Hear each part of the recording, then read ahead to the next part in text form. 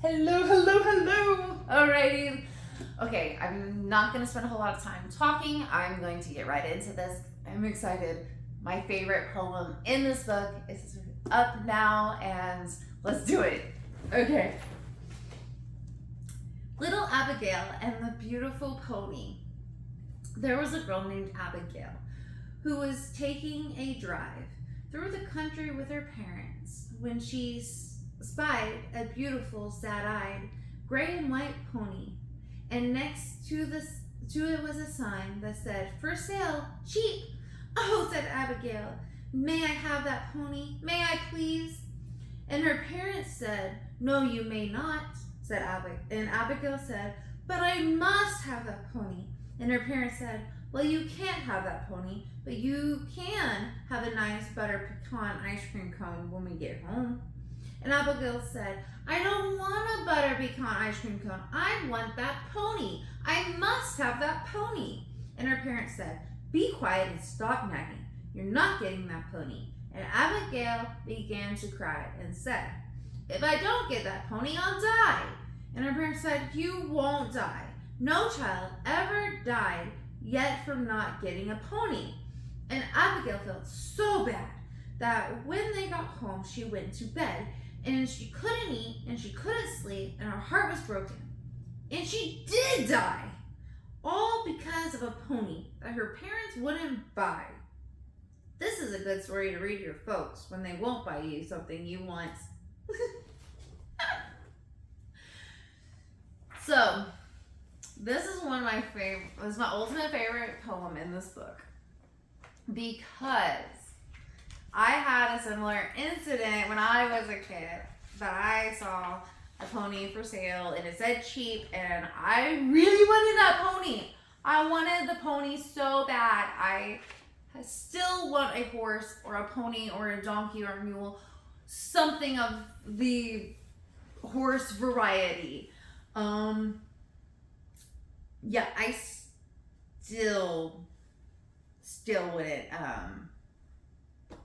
I still haven't got to that point in my life. It will happen. I will make it happen. But yeah, I did use this. Clearly it didn't work. I didn't die. It didn't work.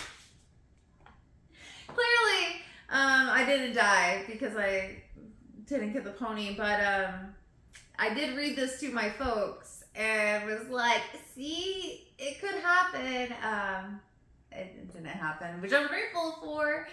But just know, sometimes there are reasons your parents say no to you. And there's still, as an adult, there are reasons you have to say no to yourself for something that you really want. It's just part of life. You're not going to die. But I mean, you might dwell and think about it constantly for a long while. You might still, a few years down the road, still might be like, "Oh, I wish I got that pony," or, "Oh, I wish I got that necklace." I still regret not buying that necklace in Alaska. Anyways, I'm gonna find me in one eventually. But it was just like a little pendant. And it has like an antler and it has a face drawn into it. It looked like a sun. I fell in love with it, but it was like $100 something. It was like 120 or something like that. And it was the first shop I went into, and I was like, wait, I want to keep doing some shopping. I had an idea on some other things I wanted to get that I knew were going to be in the $100 ranges. And so I was like, I wasn't planning on getting it this time. So I passed it by, and I was like, I'll come back at the end of the day if I decide I want to get it. And then we get on the bus to go back to the cruise ship, and we passed the shop, and I'm like, wait, I wanted, and then I just kept driving. The bus just kept going. And then my mom and dad were like, well, we can go back once we get to our stop. And I was like, no, it's fine. It's like, I don't need it. But still, to this day, I dream of it, I think about it, and I kick myself for not getting it.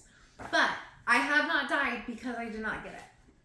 Because I know eventually I will get it in the right one will come to me.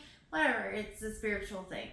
But just know, it's okay if you don't get what you want right away. Things will come to you when it is needed and when the timing is right. So, yeah. I love that story. It's such a good one. All right, next. Hiccup cure. Hic, hic, hic, hic. Want to cure your hiccups quick? Stick out your tongue and bite your lip. What? What?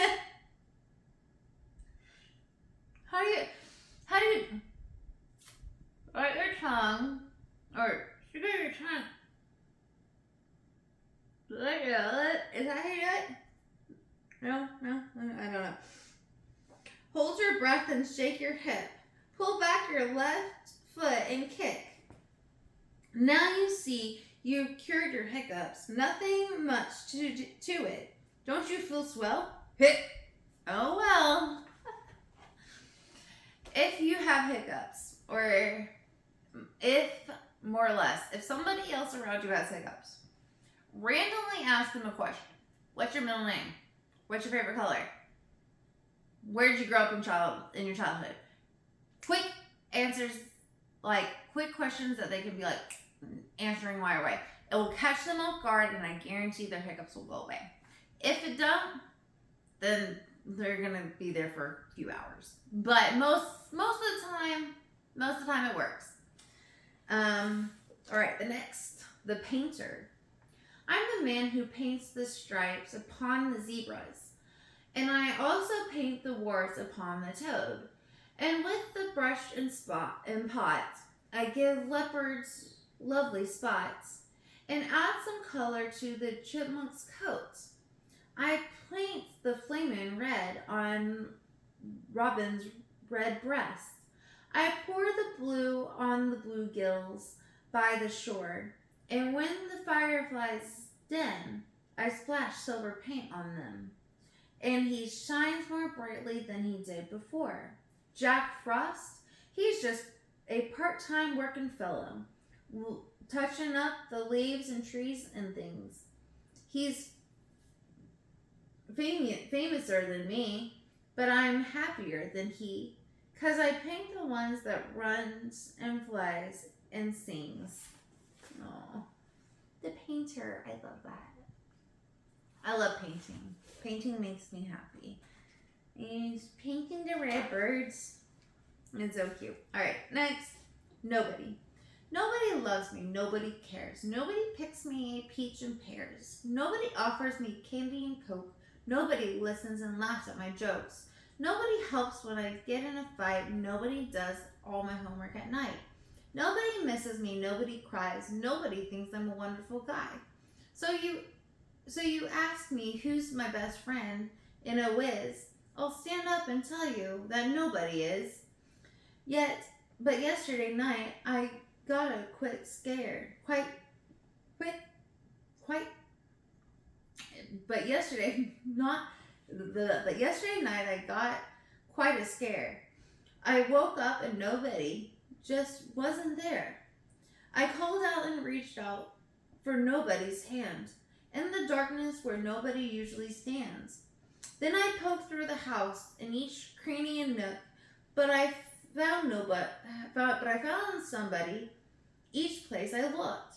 I searched till I tried, and now with the dawn, there's no doubt about it. Nobody's gone. Aww. So nobody was somebody. But he was just gone. Aww. But he found somebody each place he looked. It just wasn't the person he wanted. Aww. Well, just keep searching. Keep searching for the people you want in your life. They will come. All right. Next, zebra question. I asked the zebra, are you black with white stripes or white with black stripes? And the zebra asked me, are you good with bad habits or are you bad with good habits? Are you nosy with quiet times? Are you noisy with quiet times, or are you quiet with noisy times? Are you happy with some sad days, or are you sad with some happy days? Are you neat with some sloppy ways, or are you sloppy with some neat ways? And on and on and on and on and on and on and on he went. I'll never ask a zebra about stripes again. Valuable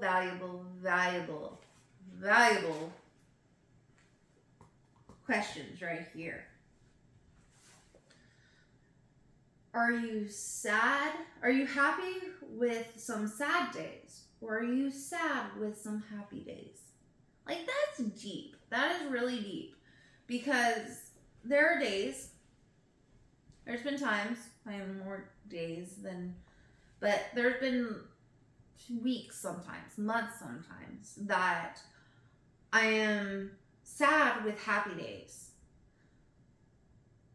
But I live for the days that are happy with some sad days. So you always want, you want to be happy with some sad days. You don't want to be sad with some happy days. Because then you're constantly sad, and then you're going to get sick mentally, physically, and spiritually. And so you do not want to go down that rabbit hole. Trust me. I am still trying to get out of that rabbit hole.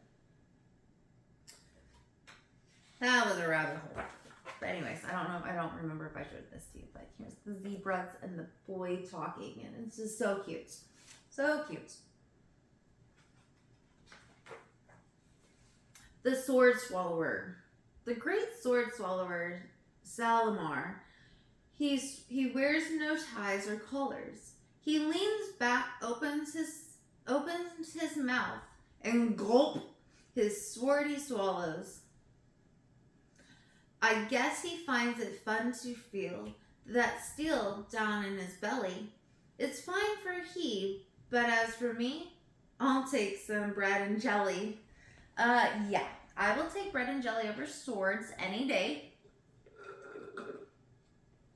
I highly admire people that can do that and will do that. Me, on the other hand, I'm not that brave. I don't trust myself enough for that. So, next. Arrows. I shot an arrow toward the sky. I hit a white cloud floating by. The cloud fell, dying, to the shore.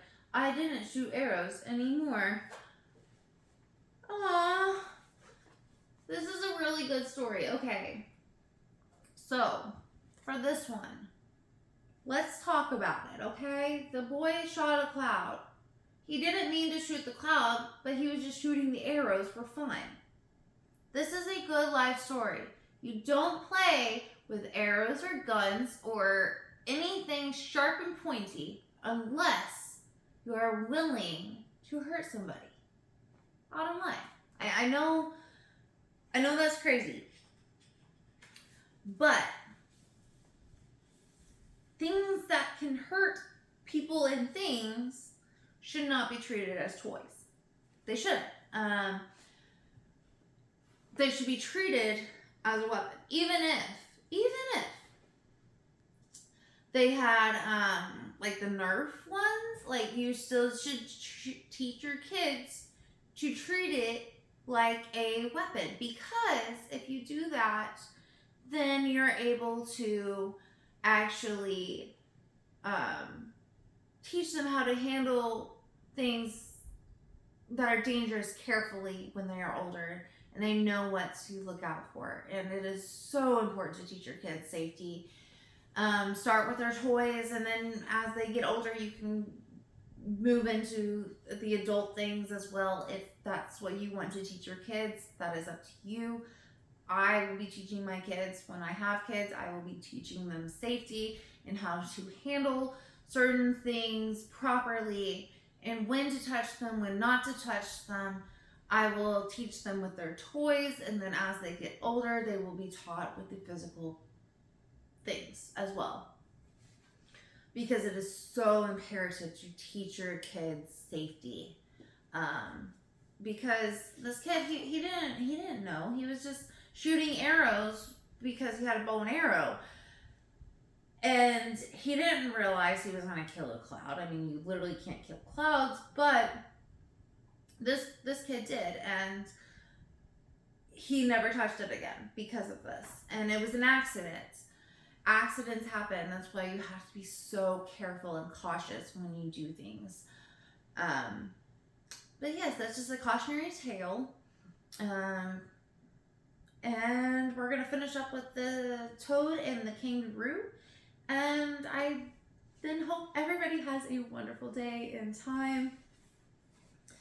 And I'm really enjoying this series. I am enjoying it. I'm going to, as soon as I'm done here, I got to get to work on some projects that I'm needing to get done. So I'm going to work on those and finish laundry and just do my normal day-to-day life. If you guys want to see that, comment down below. Even if you don't want to see it, I probably will end up showing it to you eventually. It may not be today, may not be tomorrow, maybe further down the road in a week or so. But I'm going to show how my day goes and how I do my stuff, because life can be difficult and can be tricky with Lyme disease and all the other complications that come with it. And even with mental health, it can also take a toll on my physical. I am seeing that firsthand. Right now I'm going through a lot of stuff. I'm going to make a video on it, explaining how the body and the mind and the spirit all work together. So, all right, let's get this done. The toad and the kangaroo. Said the toad to the kangaroo, "Can I hop? And I can hop, and so can you. So if we marry, we'll have a child who can jump a mountain or hop a mile. And we can call it a toadaroo," said the hopeful toad to the kangaroo. Said the kangaroo, "My dear, what a perfectly lovely idea. I would most gladly marry you.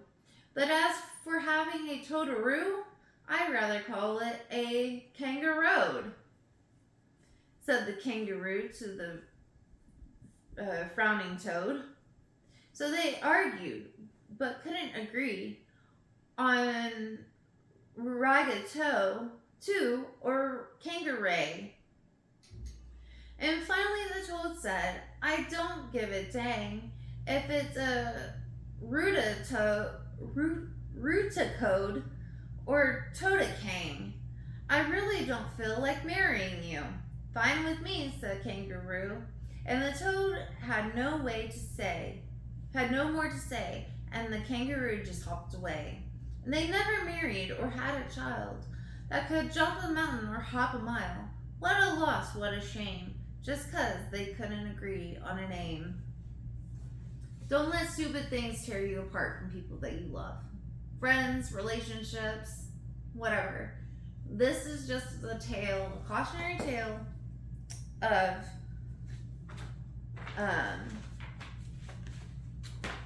brain farts. It's just a cautionary tale of not allowing arguments and emotions and everything getting in the way of a relationship.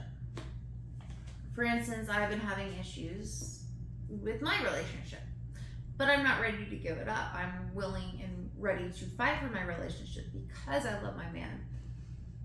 But I will give it up if it's not healthy for me, if it's not healthy for him, if it's toxic for both of us, toxic for me, toxic for him, one or the other. Sometimes love is not enough. Sometimes you have to walk away. But you have to be willing to work on things together to make relationships work. You have to talk through things. You can't just sit there and bullhead each other and not talk about it. You have to talk about things. Remember that. Relationships only succeed when you have good communication. Me and my boyfriend Jason are able to sit down and have an hour-long conversation about our feelings and our emotions and how we've been feeling about each other, about ourselves and just be flat out and honest with each other. That's the key to relationships. If you can't settle on a name for your child, like the toad and the kangaroo, if you can't figure this out, figure out a name, then yeah, walk away. If you have arguments over like these stupidest things over and over and over again, walk away. But if in your heart and in your gut, you know you can work things out and you have a feeling that you can and you want to try, go for it. Don't give up on your relationships. Nowadays, it is so easy to throw relationships away. It's so easy. But if you honestly, in your heart of hearts, feel like you're meant to be, that you genuinely, truly love this man, and you're willing to try and work through things, do it. Keep pushing on. Keep that relationship alive. Try. Keep it. Do what you need to do to try and keep it alive. If that means step away for a couple days and then come back and reevaluate, talk things out, work things out, do it. If it means sit down for 2, 3, 4 hours and talk about stuff, do it. Don't be afraid to have those hard conversations with your partner. That is the key to relationships, is those hard conversations. Even if you don't want to have them. I promise. It is amazing. So anyways, that is it for today, and I hope everybody is enjoying this. I know I am. I'm enjoying my time with you guys. I love you, and I hope that everything in your day goes like you want, and if it doesn't, just roll with the punches and have fun with it. So enjoy, be kind, and remember, it doesn't cost anything to show a little kindness.